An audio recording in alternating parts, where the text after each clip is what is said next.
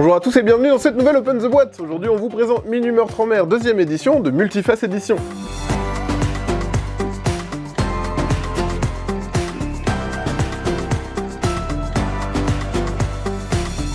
Minuit Meurtre en Mer, c'est un jeu de Alain Lutrager. Ici on est sur la seconde édition, elle est intégrale, elle comporte 27 enquêtes. C'est toujours pour 1 à 5 joueurs, ça se joue à peu près en 1 heure, 1 heure et demie.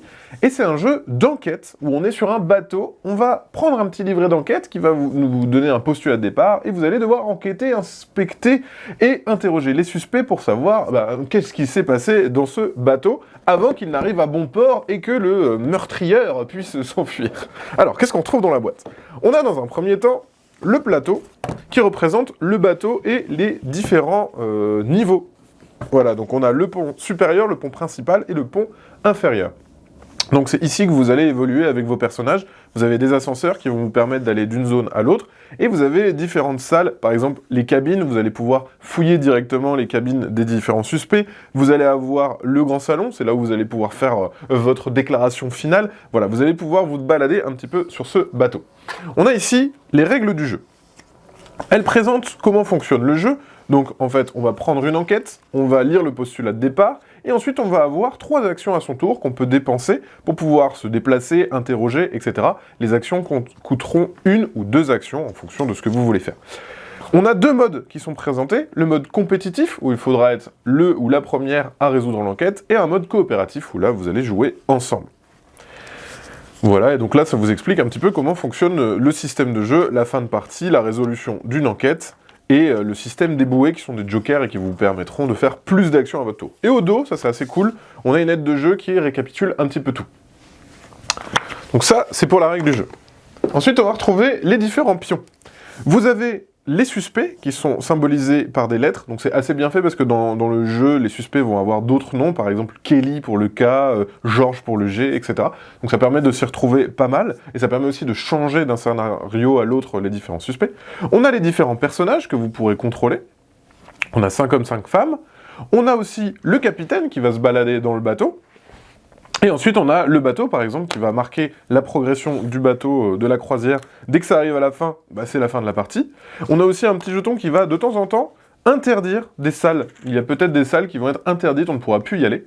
Et enfin, on a les jetons bouées, qui sont des espèces de jokers qui vous donneront des actions supplémentaires et que vous pourrez aussi récupérer si vous n'avez pas dépensé vos actions.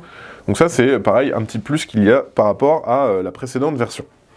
Pour faire tenir vos petits personnages, on a des standees transparents. Donc par exemple, ici, on va mettre le petit capitaine. Le petit capitaine qui va se balader un petit peu sur le bateau. Et ça se présente comme ceci. Après, vous allez avoir vos différents personnages et le capitaine qui vont se balader dans le bateau. Pour symboliser la progression, on va avoir un petit paquet de cartes. Donc ça, c'est au début de chaque tour. On va retourner une de ces cartes. Ça va déplacer justement ce capitaine vers une zone, et aussi, ça va vous faire avancer le petit bateau, et en fait, c'est le contour. C'est-à-dire qu'ici, par exemple, on va avancer le navire de 2 cases vers la destination, donc on avance plus vite.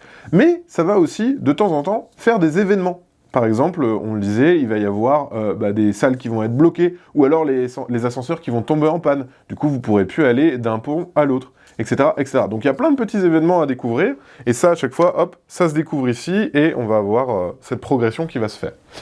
Dans le jeu, on retrouve aussi un petit rappel, donc ça c'est cool, ça permet de se souvenir quelles sont les actions disponibles. Donc les actions à un point, qui vous permet soit d'enquêter en public, donc quand vous jouez en coopératif, ça va, alors on n'aura pas cette action-là, mais en compétitif, vous donnez l'info à tout le monde.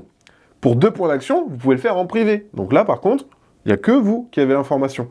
Et si vous voulez, si vous trouvez que c'est pas pertinent, vous pouvez la dire à voix haute et récupérer en fait un point d'action. Donc ça c'est assez cool, c'est une petite nouveauté qu'il y a dans cette version.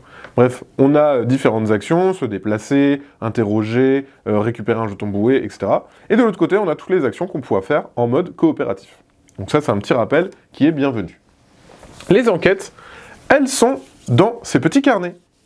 Donc à chaque fois dans un carnet, ici on voit de 1 à 9, puis ici de 10 à 18, et ici de 19 à 27. Donc là, on a toutes les enquêtes de Minuit Meurtre en Mer.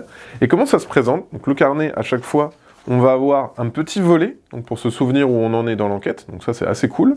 On va avoir les différents personnages, et à chaque fois, on a le topo de départ. Donc ici, on a une petite illustration, on a un petit topo de départ, et ensuite on a les différents personnages et lieux qu'on va pouvoir interroger. Et ça se passe à la fin du carnet.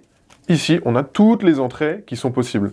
Donc si vous allez parler à tel personnage, si vous allez fouiller tel lieu, c'est ici que vous allez vous reporter pour avoir des petites infos. Et de l'autre côté, je ne vous montre pas, mais il y a les solutions des différentes enquêtes. Et on voit qu'il y a vraiment de quoi faire 27 enquêtes, autant vous dire que ça va vous prendre pas mal de temps pour pouvoir tout faire et faire le tour. Donc ça, c'est vraiment, vraiment assez chouette. Et on retrouve des petits sachets pour ranger tous les petits pions une fois qu'ils sont dépunchés et mis sur leur petit socle. Et enfin, on a un énorme bloc, donc ça c'est vraiment cool. On a la possibilité ici de noter toutes les informations qu'on va récupérer. Donc on note son joueur, la couleur qu'on a choisie, et ensuite on va noter tous les petits indices qu'on a récupérés, etc., etc. Et à la fin, ça permet aussi de dire qu'est-ce qui s'est passé, quel est le suspect, quel est son mobile, quel est son mode opératoire. Et ça c'est assez cool. Et de l'autre côté, hop, de la feuille, c'est ici qu'on va avoir tous les personnages qu'on va interroger. Eh bien, on va pouvoir noter son alibi, s'il est témoin, son mobile, etc., etc. On va pouvoir marquer tout ce qu'on a trouvé dans les différents lieux. Donc voilà, ces feuilles recto verso, c'est vraiment, vraiment chouette pour pouvoir noter toutes les infos et ne rien louper. Et on a même les petites cases pour dire que si c'est les autres joueurs qui ont trouvé, si c'est vous qui avez récupéré les indices, etc. Et on voit qu'il y en a énormément. Donc largement suffisamment pour pouvoir faire toutes les enquêtes. Et après, c'est des choses qui peuvent se retrouver facilement. On peut aussi le plastifier, hein, ça marche très très bien. Voilà ce qu'on retrouvait dans une boîte de Minuit Meurtre en Mer, seconde édition. Voilà, c'était une présentation de Minuit Meurtre en Mer, deuxième édition. Et bien sur ce, comme d'habitude, on vous fait des gros bisous. On vous dit à la prochaine et soyez un fin limier.